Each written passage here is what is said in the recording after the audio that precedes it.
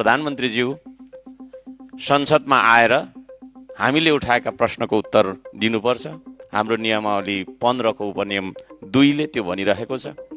28 गते राखेको प्रश्न आज गर्दाखेरि 10 दिन जति भइसक्यो। त्यो उपनियममा भनिएको कुरा के छ भने 7 दिनभित्र नेपाल सरकारका सम्बन्धित मन्त्रीले उत्तर दिनुपर्छ भन्ने हाम्रो नियमावली छ। त्यसो भएको कारणले गर्दाखेरि म प्रश्न गर्न चाहन्छु हाम्रो प्रधानमन्त्रीज्यूलाई, सभामुखज्यू मार्फत म प्रश्न गर्न चाहन्छु, उहाँ यो पार्लिमेन्टको मेम्बर हो कि होइन?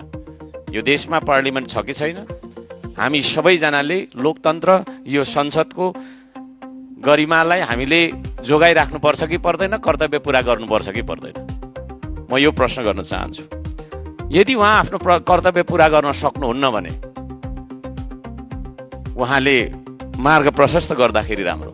उहाँ नेपाली जनता, यो नेपाली तपाईँको चाहिँ लोकतन्त्रद्वारा स्थापित, नेपाली जनताको तपाईँको मतद्वारा स्थापित संसदप्रति जवाफदेही हुनुहुन्न भने उहाँ को प्रति जवाफदेही हुनुहुन्छ? शङ्का गर्ने ठाउँ छ यहाँ। कोही न कोही प्रति त उहाँ